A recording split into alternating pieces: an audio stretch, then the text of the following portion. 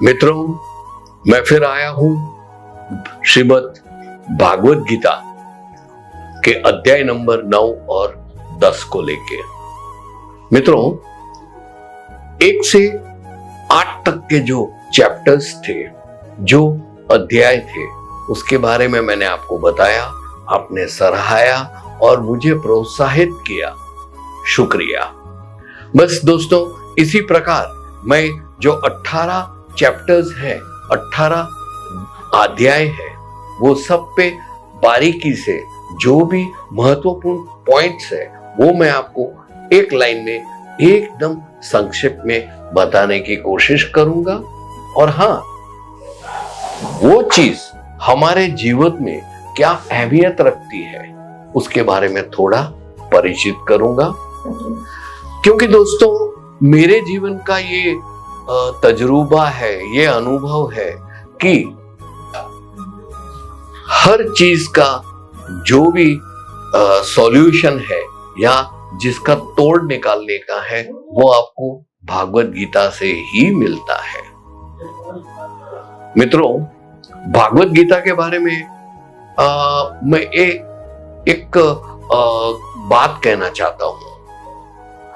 21वीं सदी है, दुनिया बहुत आगे निकल चुकी है और हम अभी आगे निकली हुई दुनिया के साथ जाने की कोशिश करते हैं ना, तो वो दुनिया और 4 कदम आगे निकल गई होती है। तो इतना गतिशील जीवन हो गया है और ऐसे वातावरण में, ऐसी माहौल में हम कहें कि ये भागवत गीता की क्या हम अहमियत रखें, क्या वो सही है, क्या गलत है, क्योंकि 60% से लोग ऐसे कहते हैं कि वेद व्यास जी ने एक परिकल्पना के तौर पे ये भागवत गीता लिखी थी, एक स्टोरी है, एक कहानी है और कुछ नहीं है। बरोबर है। और 40% ये मानते हैं कि नहीं, जीवन में एक ऐतिहासिक घटना के तौर पे आज से सैकड़ों युग पहले महाभारत एक वास्तविक हकीकत थी और उस पे आधारित ये जो भागवत गीता लिखी गई है वो हम पढ़ रहे हैं। दोस्तों, आज 21वीं सदी में इतने गतिशील समय में हमें कहां फुर्सत है, हमें कहां वक्त है कि हम जानने की कोशिश करें कि भाई भागवत गीता थी, या तो जो भागवत गीता में जो लिखा है वो सच्ची में क्या भीष्म पितामह थे, क्या अर्जुन थे, या 5 पांडव थे, या कुंती पुत्र कर्ण थे। हमें कुछ नहीं मालूम और हमको जानने की कोशिश भी नहीं करने की, क्योंकि आज जब जैसे ये वीडियो के माध्यम से मैं आपको ये कहता हूं कि दोस्तों, आप बिजनेस करते हो कपड़ों का तो संभाल के कीजिएगा, मुनाफा दुगना है इस प्रकार का आयोजन कीजिएगा। बात खत्म। वो आयोजन जो मैं कहता हूं वो करिए तो आप कामयाब हो और आपको लगेगा कि नहीं, ये अंतानी सच्ची है, एक परिकल्पना नहीं है। क्योंकि मैंने बताया, आपने किया, हो गया, तो मतलब मैं वास्तविक जीवन में हूं। बरोबर है ना। बस यही मैं कहना चाहता हूं। भागवत गीता में जो दिया हुआ हमें लेसन है, हमें बोध पाठ है, वो अपने जीवन में हम उतारें तो क्या होगा, हम कामयाब बनेंगे। तब हमको श्रद्धा बैठेगी, हमें भरोसा बैठेंगे कि सच में ये एक परिकल्पना या कहानी नहीं है।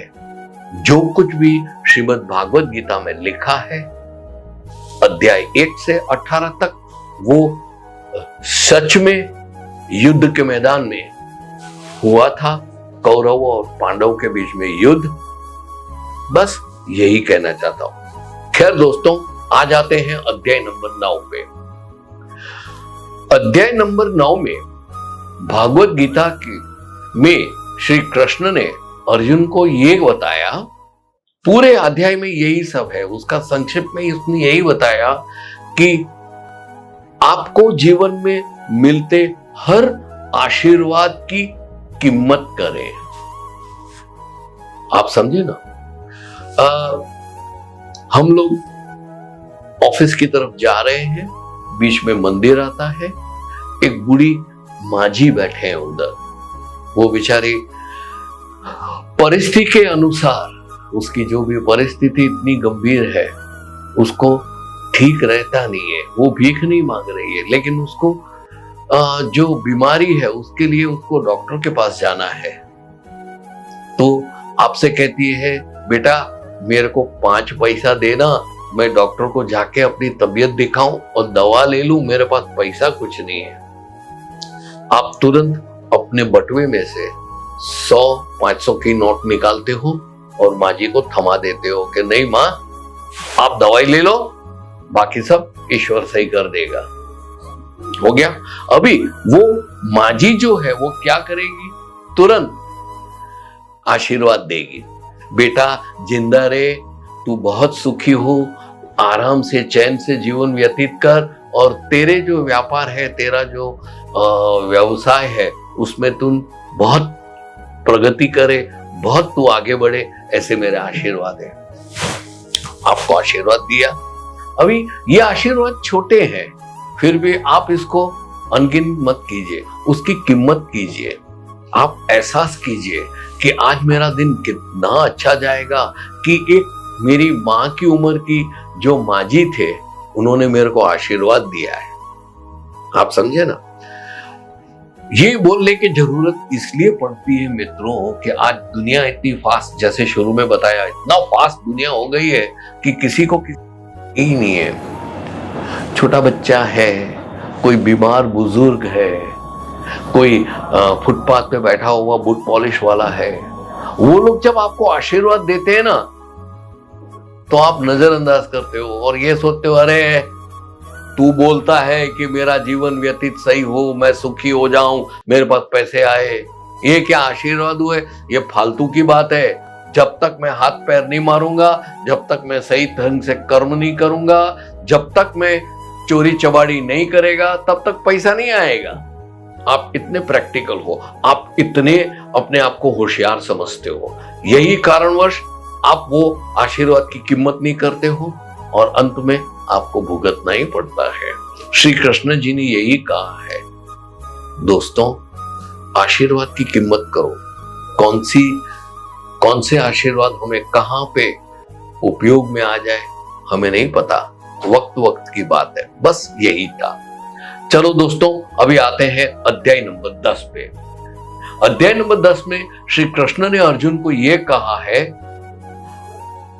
आसपास जहां भी आपकी दृष्टि पड़े वहां पे आप ईश्वर की हाजिरी महसूस करें। आपकी दृष्टि में हर वस्तु में, हर जीवित और निर्जीव, जीव और निर्जीव दोनों चीजों में ईश्वर है। उधर वो आपके सामने बैठे हैं, आपके सामने आपका व्यवहार देख रहे हैं, ऐसा एहसास करें। हर जगह यही चीज देखें। एक फूल खिल रहा है, उसमें भी ईश्वर को देखो। कोई आपको गाली दे रहा है, आप पे झगड़ा कर रहा है, आपको अभद्र शब्द से नवाजता है, तो उसका भी देखो कि ये भी ईश्वर का काम है, ये भी ईश्वर उसमें देखो। बस चारों ओर ईश्वर को देखो। इससे आप बोलोगे फायदा क्या होगा, सब हमको पागल गिनेंगे, मूर्ख गिनेंगे। नहीं दोस्तों, जो समझदार इंसान होता है ना, वो यही करता है। आज मैं आपके सामने जो बात कर रहा हूं ना, वो भी जो भी बोल रहा हूं, जो भी शब्द निकलते हैं, चाहे कैसे भी हो सकता है आपको पसंद न भी आए कई शब्द मेरे, लेकिन मैं जो कुछ भी बोल रहा हूं ना, वो शब्दों में भी ईश्वर का वास है। ईश्वर विराजते हैं, उनकी सुझाव के कारण ही मैं बोल सकता हूं। वो ईश्वर कौन से हैं? सरस्वती जी। सरस्वती जी मेरी जुबान पे, मेरे दिमाग में, मेरे ख्यालों में आ गए हैं, और वो जो बोलने को कहते हैं मैं बोलता हूं। ऐसा यकीन मानो ऐसा अंदर से उत्साह से सोचो कि चारों ओर जो कुछ भी हो रहा है, जहां जहां आपकी नजर पड़ती है वहां पे ईश्वर को देखो। दोस्तों, ये था अध्याय नंबर 10। आज मैंने आपको बताया अध्याय नंबर 9 और 10। आप समझे ना? बस ये वीडियो को शांति से देखिए, समझिए। ये कोई मनोरंजन का कार्यक्रम नहीं है कि आपने ऑडियंस में बैठ के वाह वाह वाह वाह किया, जब मैंने गाने का बंद किया, बोलने का बंद किया, आपने ताली बजाया, रात गई बात गई, बाहर कैंटीन में जाके नाश्ता कर लिया, रात गए, दोस्तों यारों के परिवार के साथ बैठ गए, रात गई बात गई, भूल गए कि अंतानी क्या बोला था। वो होता है मनोरंजन, हम भूल जाते हैं। लेकिन दोस्तों, ये भागवत गीता का आप अपने दोस्तों को, यारों को शेयर कीजिए। जब भी वक्त मिलता है तब साथ में रात में बैठिए और एक एक पॉइंट पे आप अपनी सोच डालिए। हो सकता है कि आज के जमाने के अनुसार कहीं पे ये कुछ गलत हो सकता है, लेकिन दोस्तों मुझे यकीन है, मेरे जीवन का एक उदाहरण है कि मैं ये भागवत गीता को फॉलो किया। आपके सामने मैं कुछ प्रेम से बात कर सकता हूं, कभी चिढ़ता नहीं हूं, कभी भी किसी से नाराज नहीं होता हूं, क्योंकि मैं समझता हूं श्री कृष्ण ने जो भागवत गीता में कहा है वही मैं आचरण में डालता हूं। एक एक एक करके समझने की कोशिश करता हूं, जो भी समझा हूं वो आपके साथ शेयर करता हूं। दोस्तों, वीडियो लाइक कीजिएगा और बेल आइकन दबाइएगा, क्योंकि ये 18 अध्याय तक तो बहुत ही जरूरी है बेल आइकन। पूछो क्यों? क्योंकि कल मैं आ जाऊंगा दूसरे 1 या 2 सुनहरे अध्याय के साथ। तब तक के लिए मैं आपसे विदाई लेता हूं। आशा है मुझे कमेंट्स करोगे और भागवत गीता अध्याय नंबर 9 और 10 का आप जरूर चिंतन करोगे। चलो दोस्तों, जय श्री कृष्ण।